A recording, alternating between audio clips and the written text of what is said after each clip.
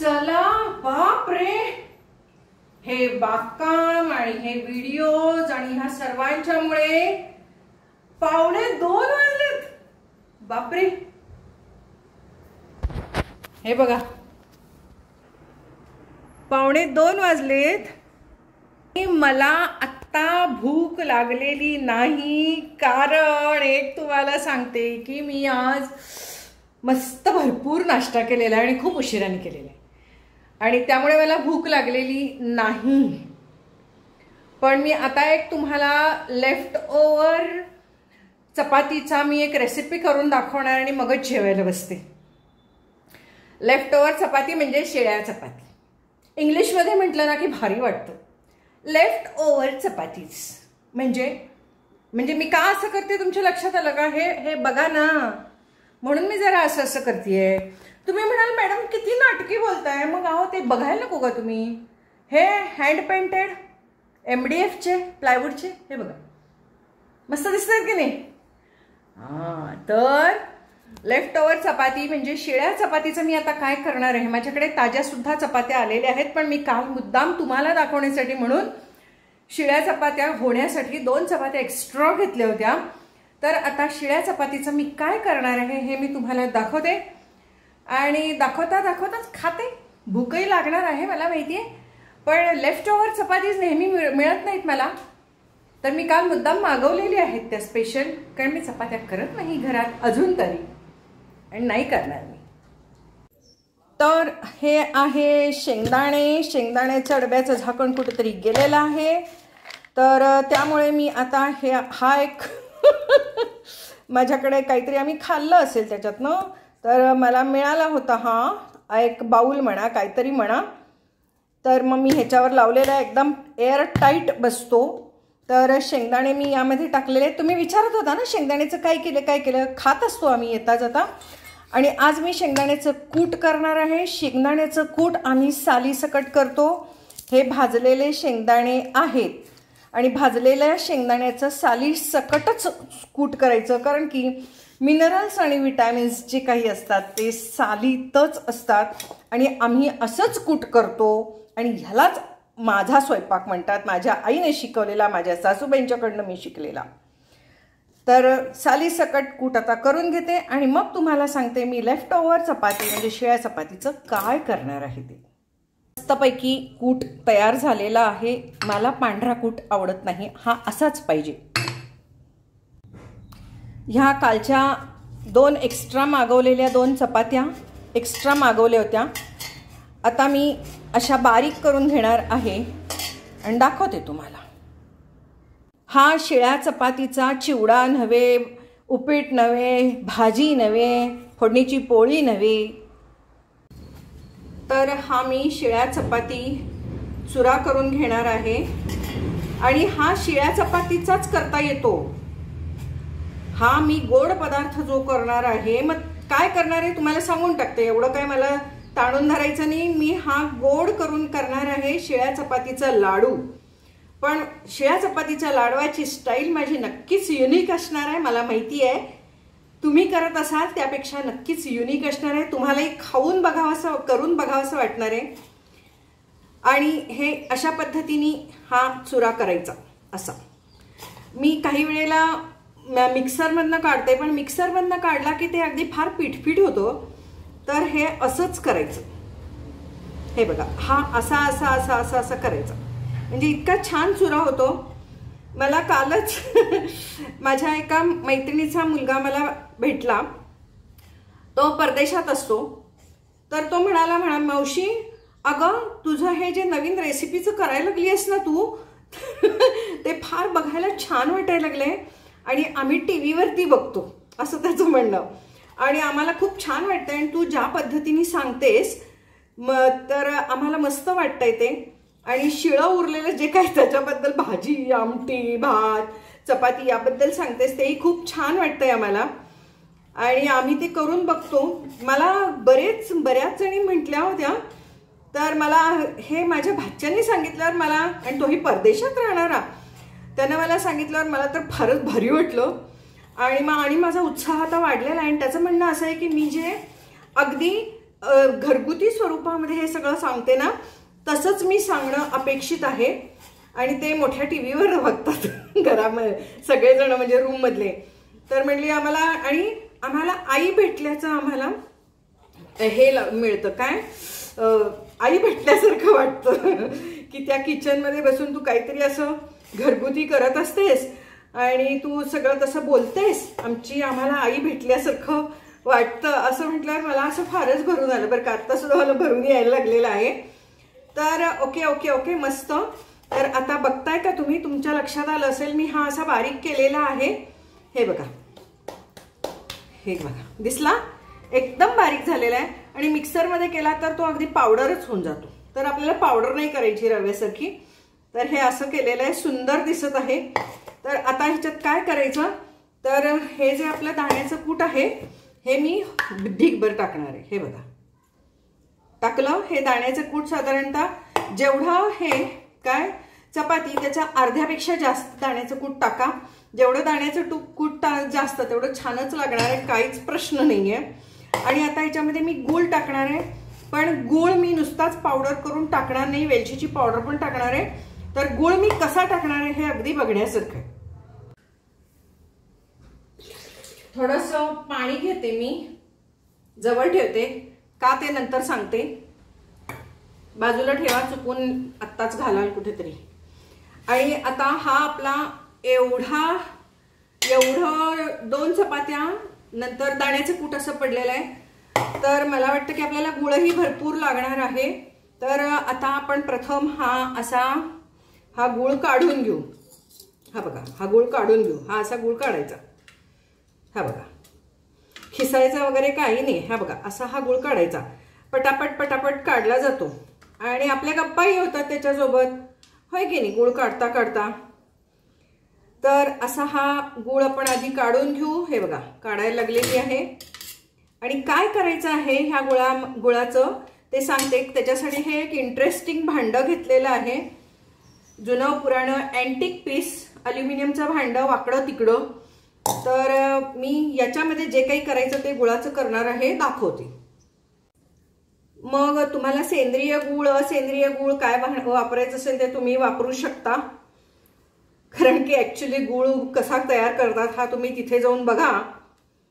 म्हणजे तुमचं सेंद्रिय आणि असेंद्रिय हे जे डोक्यातलं आहे ते कितपत योग्य आहे ते तुमचं तुम्हालाच कळेल. मी काही त्या बाबतीमध्ये बोलणार नाही.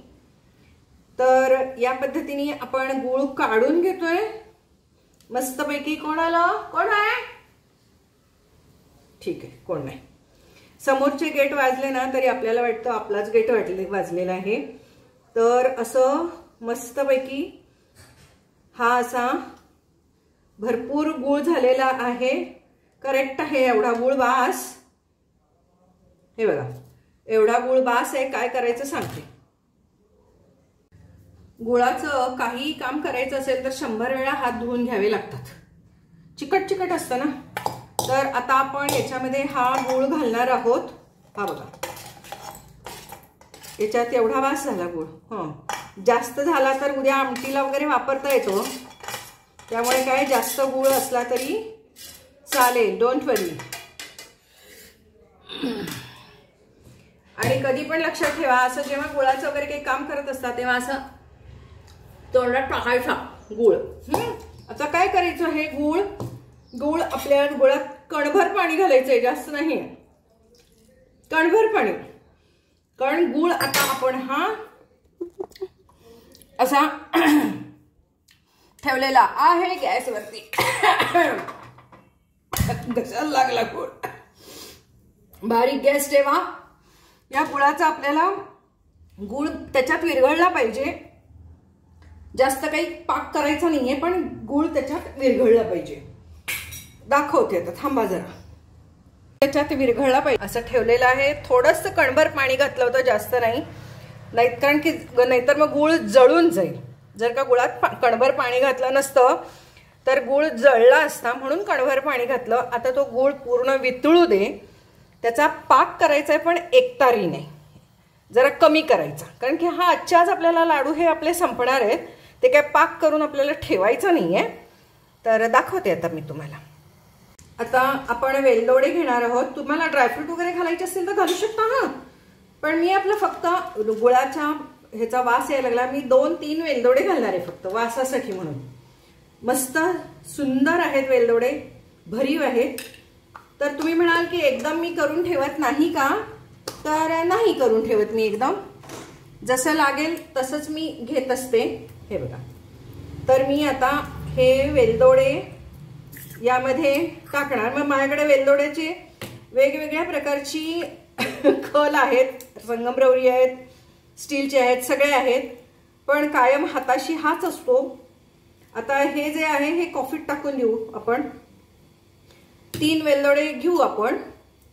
हे बघा, भरभर करायला पाहिजे, तिकडे गुळाचा पाकही बाहेर लागलेला आहे. तर हे आपण आता टाकणार आहोत कॉफीत. इथंच ठेवते आता. आणि हे याचा ह्या बाजूने आपण मागच्या बाजूला लसणाचं केलं होतं, त्यामुळे जरा किंचित वास आहे. ह्या बाजूनी कसलाच वास नाही आहे. तर आता आपण जरासं बारीक करून घेऊ.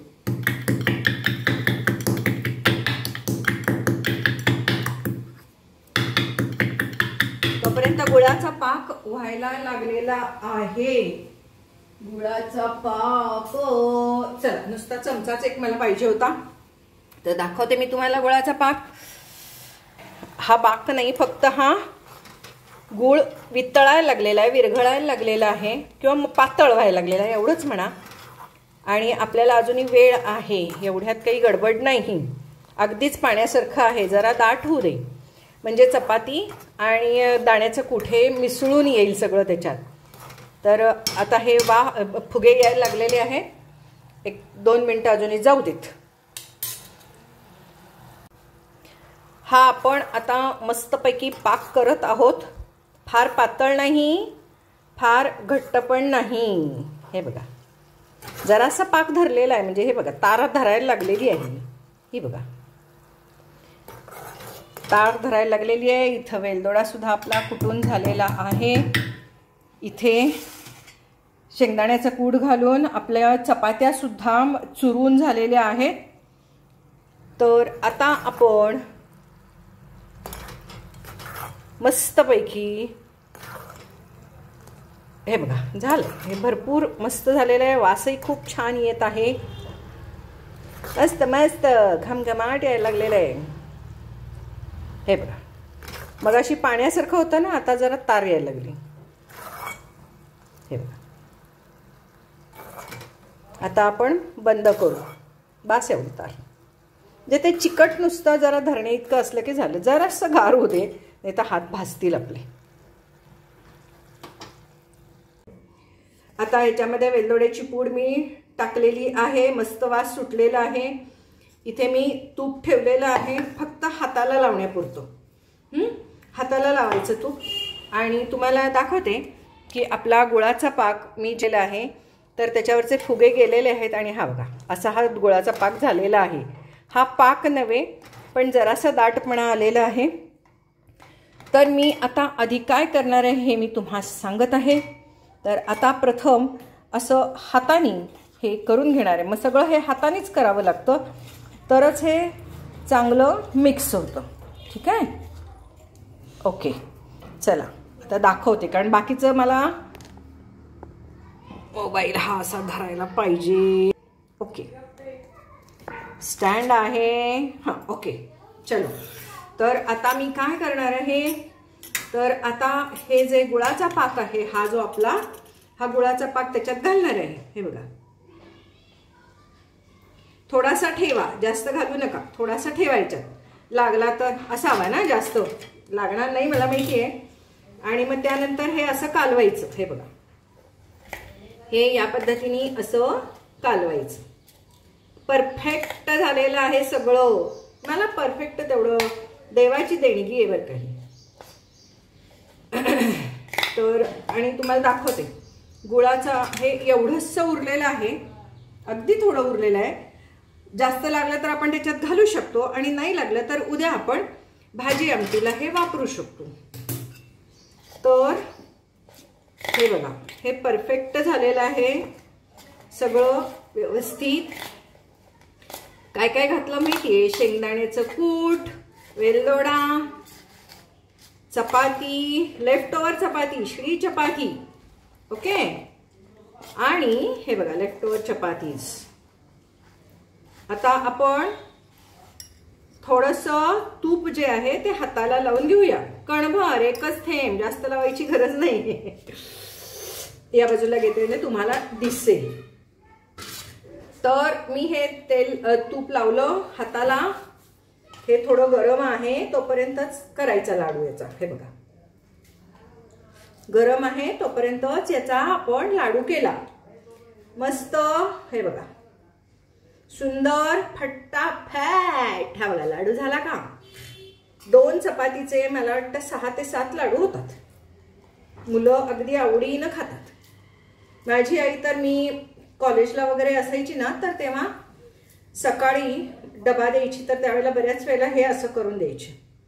म्हणजे चपाती पण खाल्ल्यासारखी जायची आणि एकदाच लावायचं हे तूप. सारखं सारखं लावायचं नाही बरं का, एकदाच लावायचं. हे बघा गरम गरम आहे. हे बघा. आणि आता गार झाल्यावर ते असं धरून येतात म्हणजे आवळून येतात. गरम आहे थोडंसं हाताला गरम हे लागणारच. तर हे बघा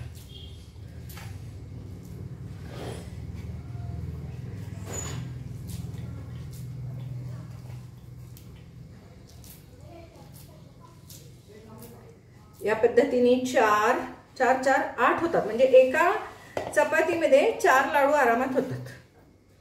2 चपातीचे 8 लाडू. घरातले प्रत्येक जण 2-2 लाडू खातात आरामात. आता मी काही फोटोग्राफी बंद पण करू शकत नाही आहे. ते आता चालूच ठेवायचं. आणि तुम्ही आता हे लाडू बघायचे, घरी करून खायचे, लहान मुलांनाही खायला घालायचे. तुमच्यासाठी मुद्दाम मी 2 चपात्या एक्स्ट्रा काल मागवल्या होत्या कारण मला आज हे लेफ्ट ओव्हर चपातीचं दाखवायचं होतं म्हणून. हा काय लाडू गोलच गोल नाही, गोल आहेतच सगळे माझे, काय प्रश्नच नाही. हे बघा खलास. हे बघा 4 आणि ते 7 लाडू झालेले आहेत.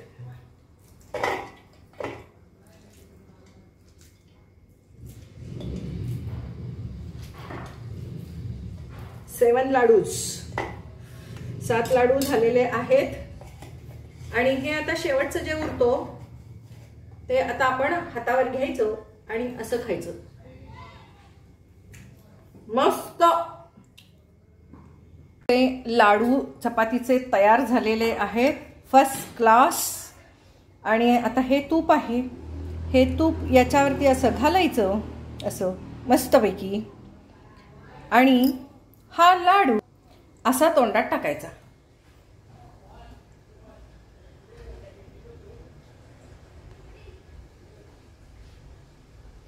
मस्त करा आणि खा.